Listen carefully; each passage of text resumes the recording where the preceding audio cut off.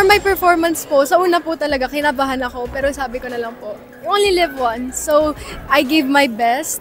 I believe I gave my best. And sana po nagustuhan po ng mga tao, pati rin po ng judges.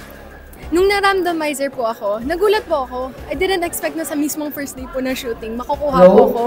Nagulat po ako. Pero sabi ko, okay na po yan kaysa po mag-antay pa ako ng matagal na panahon para doon.